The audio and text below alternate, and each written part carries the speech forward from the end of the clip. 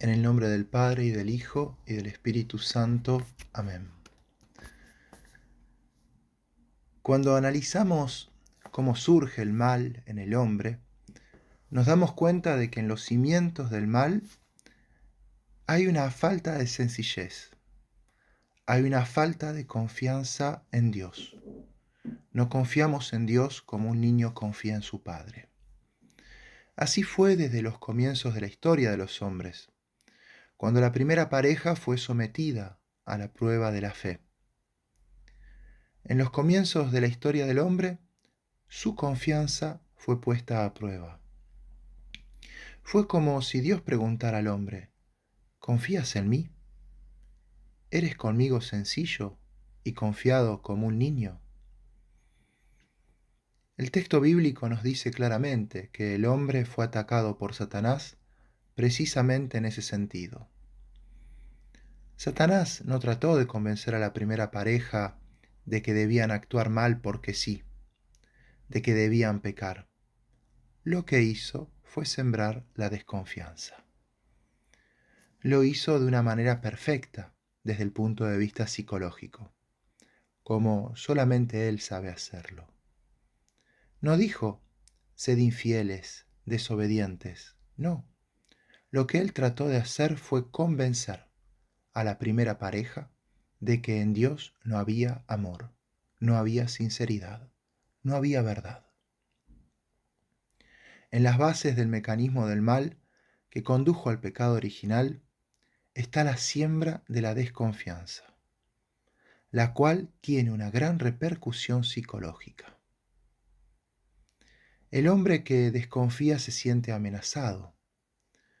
La persona de la que desconfío es para mí un peligro y despierta en mí el temor. El pecado de la desconfianza crea un clima de peligro y de temor. De ese temor del que tanto se habla en la psicología y en la psiquiatría, y que tantas veces es fuente de los sufrimientos del hombre. Si no estamos liberados del pecado, tampoco lo podemos estar de lo que nace de él, es decir, de la inquietud, del temor y del sentimiento de amenaza. Nosotros también somos tentados por la siembra de la desconfianza. Pero cuando esa desconfianza repercute en la actitud hacia Dios, entonces el hombre se siente como si estuviera encerrado en una jaula, y su vida transcurre dentro de una jaula en constante peligro. Y esto es algo terrible. El pecado destruye al hombre, pero también lo destruye el temor que acompaña al pecado. Esa sensación de peligro, en definitiva, nos afecta, porque una de las principales necesidades psíquicas del ser humano es la de sentir seguridad. Esto ya nos permite afirmar que el temor contra el que no luchamos es un temor del que somos culpables. El temor nace como cierto estado emocional y poco a poco puede dominar mi esfera espiritual, es decir, mi inteligencia y mi voluntad. Hay que diferenciar entre el temor que nace como estado emocional, sobre el cual casi no tengo control, y el temor que permito que se apodere de mis pensamientos y de mi querer. Y es este último temor el que está mal. Se trata, por tanto, de impedir o luchar para que el temor no alcance la esfera espiritual. El estado emocional por sí solo no es contrario a la fe, ese temor como estado emocional. Es cierto que el acto de fe abarca toda la personalidad humana, pero se realiza sobre todo en la esfera espiritual. Si hay estados emocionales de temor, es importante dejarlos y trabajar solo sobre la esfera espiritual, de manera que mis pensamientos estén llenos del optimismo de la fe. Hay, por ejemplo, un miedo ante el que no puedo hacer nada y que me produce trastornos fisiológicos, dolor de cabeza o dolores estomacales. En esto no interviene necesariamente la fe. Pero hay otro tipo de temor por el que puedo ser culpable y que es consecuencia de la falta de fe, como es, por ejemplo, el caso del delirio de persecución, en el que voluntariamente pienso que me persiguen. Este último es un acto espiritual, y es mi culpa no sustituir este tipo de pensamientos por otros llenos de fe.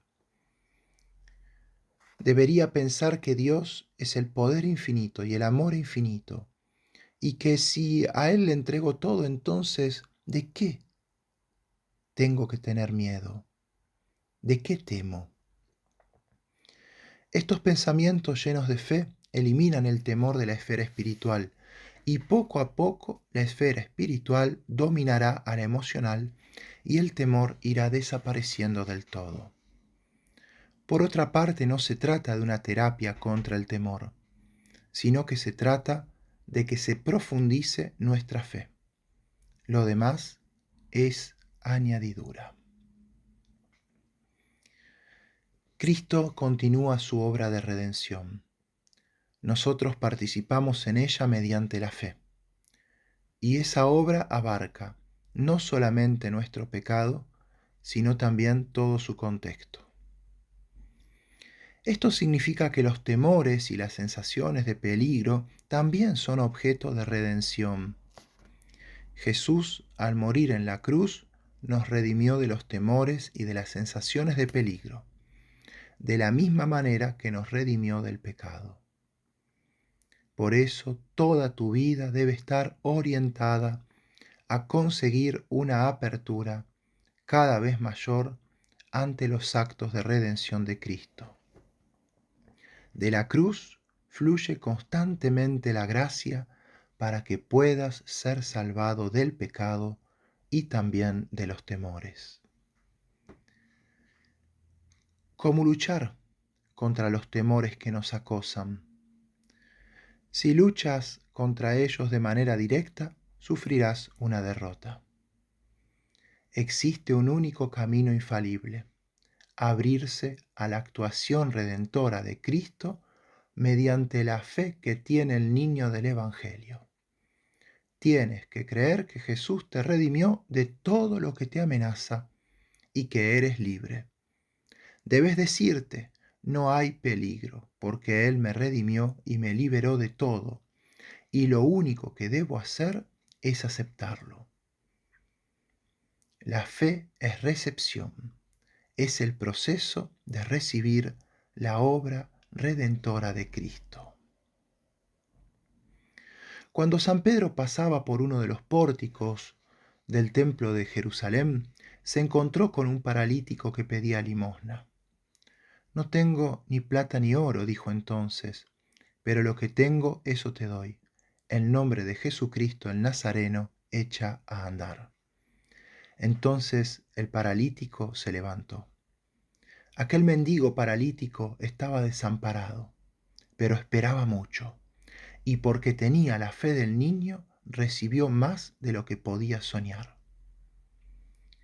Tú, que estás paralizado por los temores y peligros, no tienes que ser curado de manera inmediata, como aquel paralítico del relato bíblico.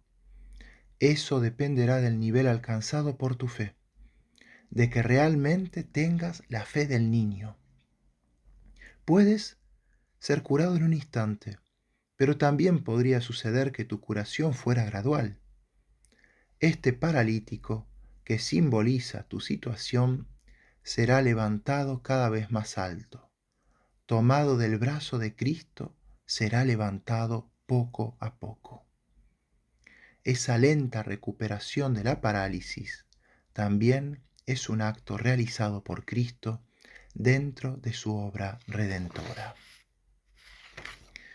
Pidamos en este día, queridos amigos, queridos hermanos, la gracia de tener esta fe confiante del niño, que diluye, que destruye todos los temores. En el nombre del Padre, y del Hijo, y del Espíritu Santo. Amén.